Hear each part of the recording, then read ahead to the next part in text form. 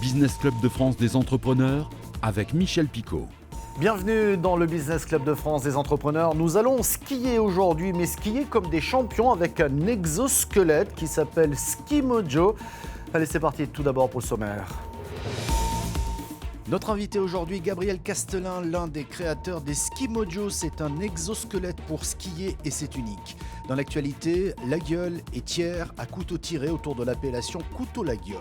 Une nouvelle usine près de Lyon pour la fabrication des Y-Brush, vous savez, ces brosses à dents en forme de Y.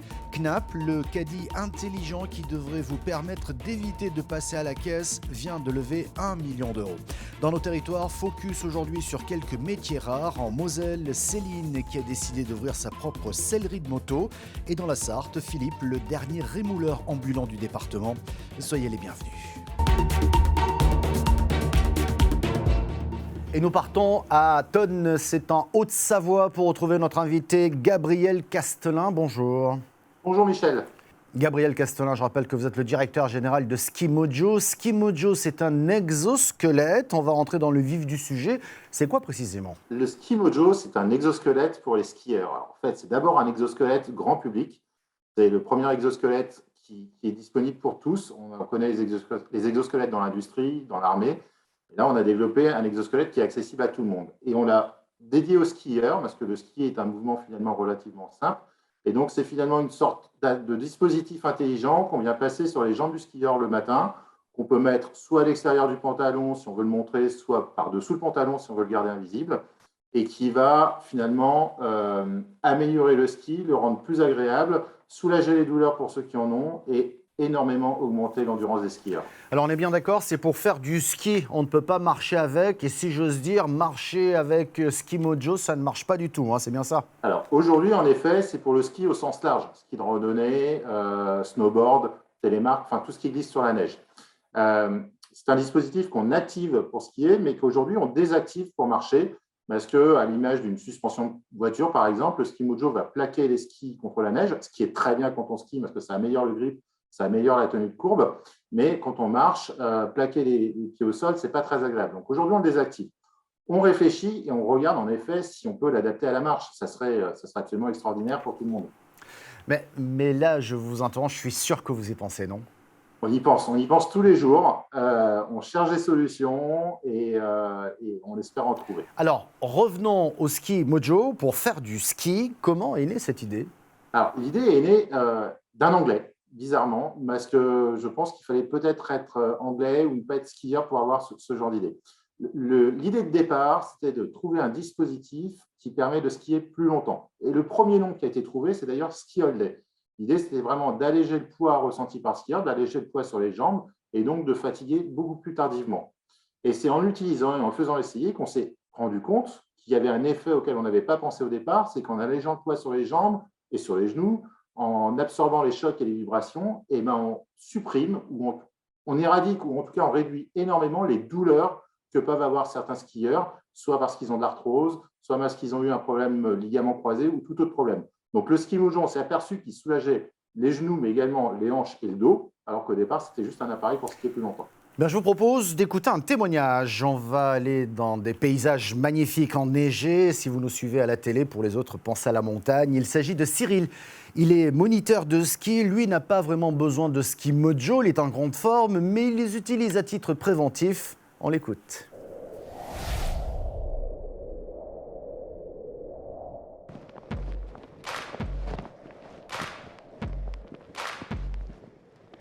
Moi, je suis moniteur de ski. Ouais. Ça fait une quinzaine d'années que je donne des cours de ski et là, je suis au Grand Bornand. Ça fait 5-6 ans que j'utilise. J'utilise tous les jours en enseignement pour skier pour moi. En haut, tu le connectes en bas. Tu as un petit crochet, là, une petite pointe sur la chaussure. Là, un espèce de petit baudrier que tu enfiles sous les fesses. Et puis voilà, ça se connecte, ça s'enlève facilement.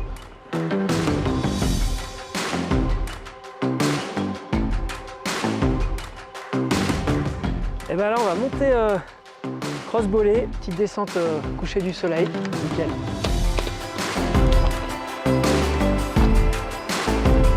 Moi, à la base, j'ai essayé un petit peu par curiosité et et puis un petit peu plus par prévention, parce que je suis passionné de ski. Et puis je me suis dit que mécaniquement, ça pouvait être un outil intéressant pour avoir les genoux qui vieillissent moins vite. Parce qu'il y a beaucoup de moniteurs autour de moi qui sont déjà très abîmés des genoux. Et moi, j'ai envie de pouvoir profiter de ma passion le plus longtemps possible. Donc je me suis dit que ça pouvait être un bon outil pour être moins fatigué. Alors je rappelle que les Ski Mojo s'adaptent à toutes les morphologies d'adultes. Il faut toutefois faire quelques petits réglages avant de les utiliser. Dernière question, quels sont vos projets à court et à moyen terme ? Nos projets, ils ont été inspirés par nos utilisateurs qui souvent viennent nous voir en nous disant « si dans ma vie professionnelle j'avais ça, je serais le roi du monde ». Donc les projets des besoins qu'on a identifiés sont notamment dans l'agriculture. Je pense notamment aux vignerons qui gardent des positions accroupies très longtemps et qui fatiguent. Certains travaux dans l'industrie où on doit garder une position accroupie ou faire un mouvement qui ressemble à des squats, donc finalement un mouvement qui ressemble aux skieurs.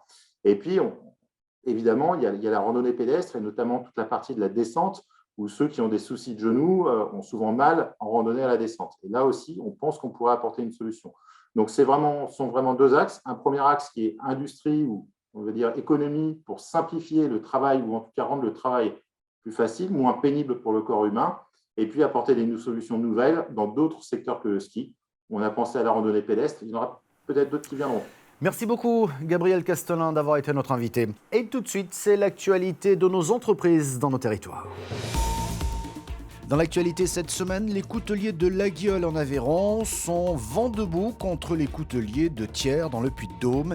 Il y a quelques semaines, l'INPI avait accordé l'indication géographique couteau Laguiole, mais celle-ci couvre les couteaux produits à Laguiole et ceux produits également à Thiers.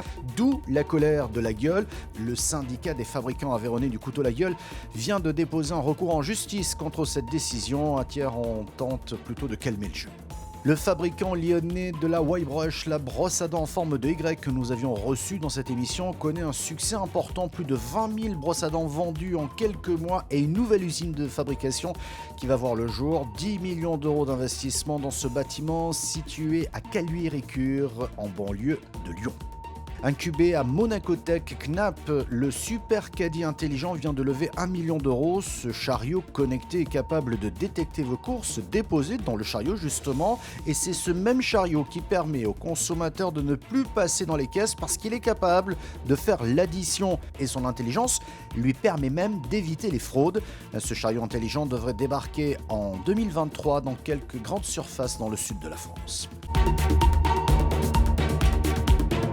Et nous partons à la découverte de métiers rares. Première étape en Moselle aujourd'hui pour découvrir cette ancienne nounou qui a tout plaqué pour vivre de sa passion. Depuis près de 6 mois, Céline a décidé de sauter le pas et d'ouvrir sa propre sellerie de moto à Ogny.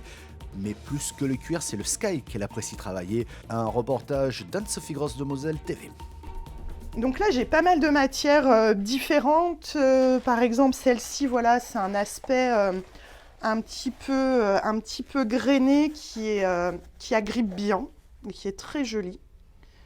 Après, j'ai des matières qui se rapprochent, en fait, qui imitent vraiment le cuir. Par exemple, celle-ci, voilà. On a l'impression qu'on a du cuir et en fait, c'est du sky. Même si Céline travaille le cuir, ce qu'elle préfère, c'est le sky. Moi, j'aime beaucoup travailler le sky, je pensais pas. Que pour moi, c'était pas une matière noble, mais au final, c'est super agréable à travailler. Et au niveau du coût aussi, forcément, le sky est beaucoup moins cher que le cuir. En moyenne, 4 fois moins cher que le cuir et plus facile d'entretien, le sky s'est donc rapidement imposé comme la matière de référence pour Céline. Et pour allier usage et esthétique, elle aime marier les différentes textures du sky, mais aussi les couleurs. Alors au niveau des fils, là, j'ai pas mal de couleurs. Voilà, ça c'est vraiment des commandes. Je travaille beaucoup le rouge, le bleu, le gris. Après, j'ai des commandes particulières, comme là par exemple, j'ai fait une selle avec un fil vert bouteille qui est vraiment très très joli. Une touche artistique qu'elle apprécie tout particulièrement. On part de rien et on arrive à quelque chose de superbe, voilà, parce qu'au final, on part de rouleaux, de sky ou de cuir et en le travaillant, on crée quelque chose. Et c'est cet esprit créatif, moi, que j'ai besoin de faire travailler en permanence. Grâce à ses selles 100% personnalisables, Céline a su séduire ses clients Et en tant que motarde, elle est très vigilante sur la qualité et le confort de ses produits. Le travail semble d'ailleurs payer, puisque ses carnets de commandes sont déjà pleins jusqu'à la fin de l'année. Et nous continuons cette découverte de métiers rares. Dans la Sarthe, cette fois-ci, Philippe Delaunay est le seul rémouleur ambulant du département. Depuis 8 ans, il propose ses services aux particuliers, mais aussi aux professionnels des métiers de la bouche.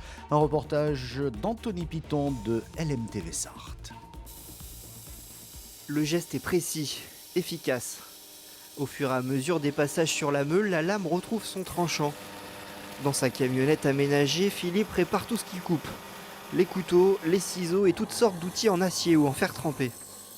La différence qu'on peut faire, c'est l'usage qu'on va faire de l'outil. Par exemple, quand on prend un couteau, on n'affûtera pas un trancheur comme on affûtera un éplucheur, et on n'affûtera pas un ciseau de couture comme on affûtera un ciseau de coiffure. Voilà, chaque outil a sa spécificité et donc son style d'affûtage et son angle d'affûtage surtout.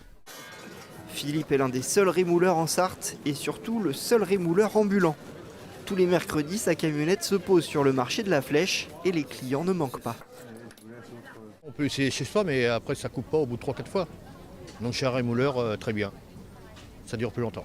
Hormis cette clientèle de particuliers que je retrouve ici, j'ai essentiellement une clientèle de professionnels, parce qu'essentiellement, après effectivement, dans les métiers de bouche, restaurateurs, boucherie, traiteurs, couturières, coiffeuses, voilà, tous ces gens qui utilisent des outils coupants ont des besoins d'entretien et d'affûtage réguliers, de bonne qualité, et pour pouvoir eux aussi travailler dans de bonnes conditions. Pourtant, il y a quelques années, les rémouleurs avaient totalement disparu en Sarthe. L'époque n'était plus à la réparation des vieux couteaux, mais d'après Philippe, aujourd'hui, la tendance s'inverse. Même les jeunes reviennent beaucoup vers nous pour refaire entretenir le matériel, parce qu'on est passé par une société de consommation importante. Beaucoup en reviennent et beaucoup, avec les budgets qui se réduisent, tout le monde pense à réutiliser, à redonner une deuxième vie et à réparer.